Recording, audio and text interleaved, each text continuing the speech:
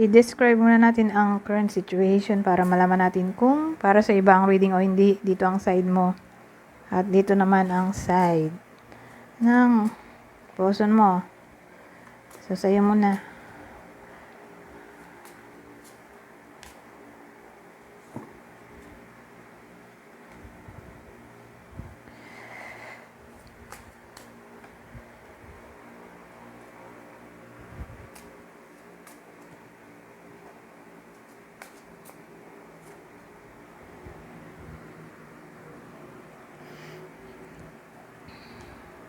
So, ayusin ko lang sandali. Kasi, gagawin ko tong thumbnail. Pero kung gusto nyo mapabilis, i-click nyo lang yung gear button. Diyan sa YouTube. Tapos, pili kayo kung anong speed ang gusto nyo. Kung sobrang bilis ba, pwede nyo i-adjust.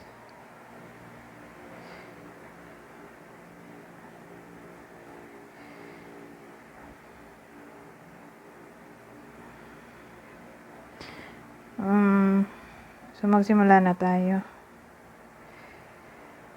Current situation mo dito, sa'yo.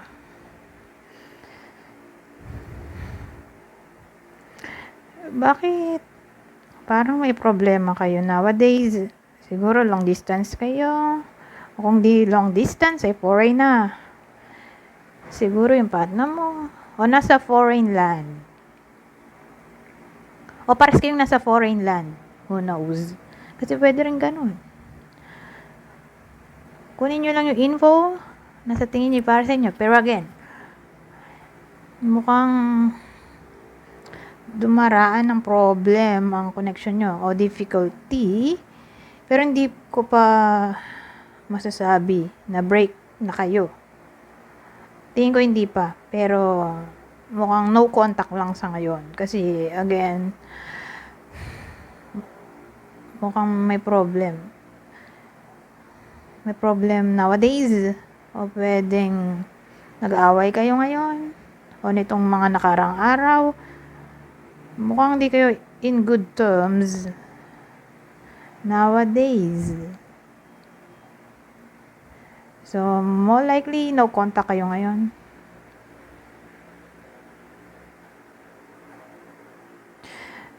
So, dito, sa current situation ng person mo, ba't may babae dito? Lalaki ka siguro. Kung hindi ka lalaki, mag-resonate lang sa'yo ang reading na to kung babae ka, pero in-embody mo ang masculine energy. So, pag sinabi mong masculine energy, siya yung boss. Siya yung nagdadala ng relasyon. Under mo, yung partner mo. So, takot siya sa'yo. Kaya sunod-sunuran lang siya. Ganon. So, mga sasabihin mo, parang madali mo siyang i-manipulate. Ganyan. O sabihin natin introvert siya, ikaw extrovert. Pero kung di ganon, hindi masculine energy ang meron ka, kung babae ka, wag mo na panoorin. Kasi, again, ang bida dito ay masculine energy. O lalaki, na gender. Kasi yung babae nandito oh. So, feminine energy itong partner mo.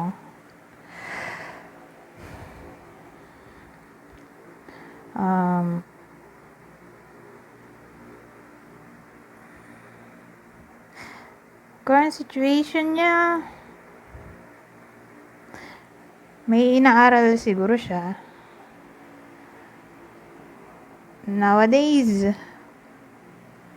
kung di inaaral, ay baka student siya. Who knows? Kasi may iba naman na, alam mo yun, nasa 20s o 30s. Pero, nag-aaral pa rin. Sabihin natin patuloy sa pag-aaral, nag-masteral o ewan ko. O baka late lang nag-aral. Who knows? Pwede rin ganun. Kunin nyo lang yung info. Nasa tingin nyo ay para sa inyo. O pwede may anak na siya, o anak nyo to, may bata kasi tayo dito.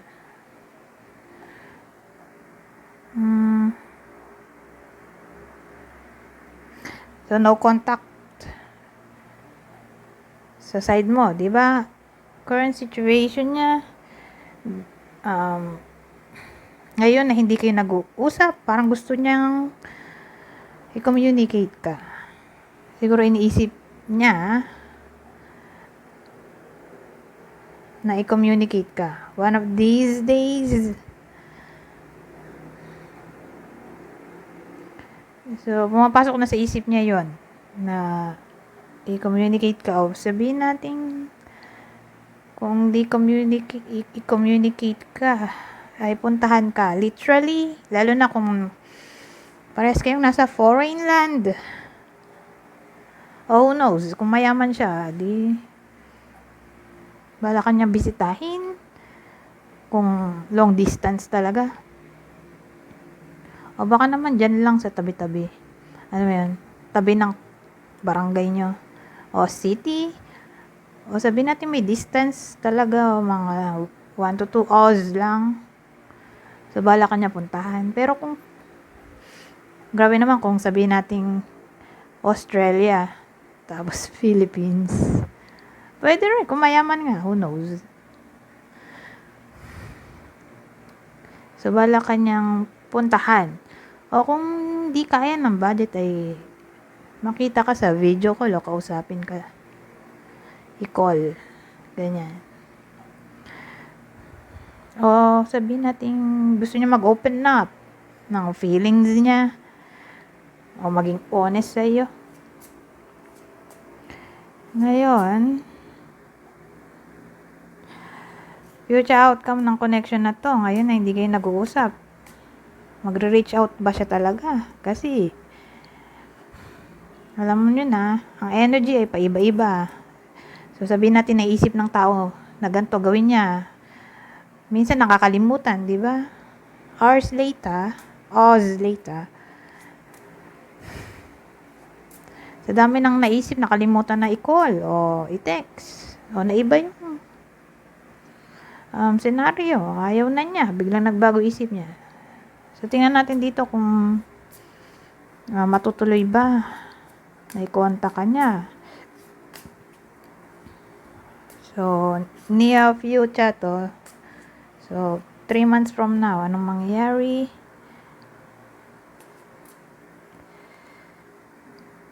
Oh, ito maganda.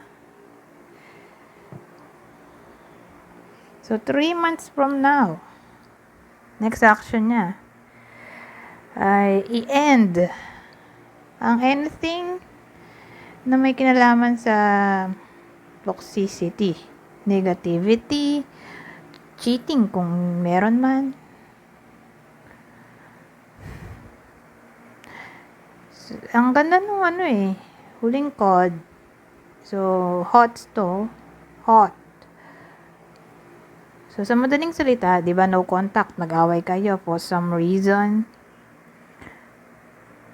Dito, next action niya ay makipag-ayos sa iyo. So, reconciliation sa madaling salita. Ang ending nito, happy ending, di ba? Ang bilis ng reading ko. Anyways, kuha tayo ng clue. Magbibigay ako ng 8 clue, pero wag masyado mag-pay attention dito dahil dagdag info lang. Mga tuwang clue ay pwedeng vice versa. Kunin nyo lang ang clue na sa tingin nyo ay para sa inyo. Eyeglasses. Pasensya na kayo sa pronunciation ko. Nag-aaral kasi ako ng British English. Nahirapan din ako pero wala lang. Trip ko lang. Wala pang nagiging anak. Scorpio.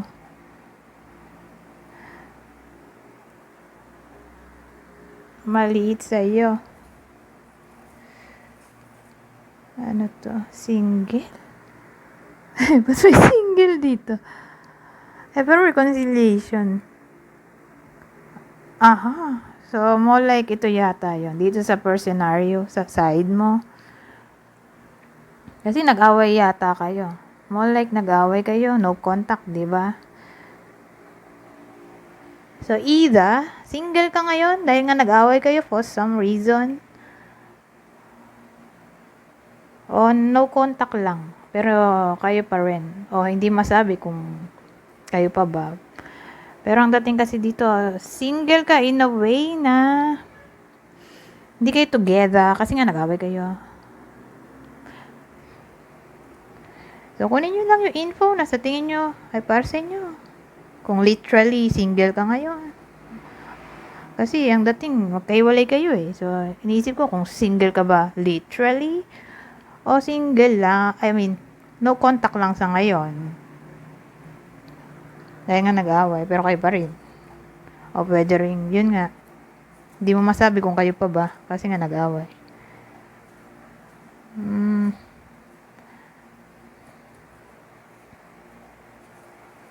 Ano pa? Eto. Snake. Year of the Snake. Number 6. 1917, 1929, 1941, 1953, 1965, 1977, 1989, 2001. So, yung 6 natin dito, 6 of the month, June. 6, Virgo.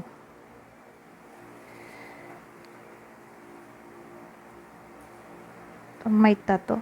Yung iba sa inyo ay may tato. O pwedeng yung person. O alam niyo sa sarili niyo may third party, edi. Ayan, baka siya rin. Baka siya to. May tato. Ito uli.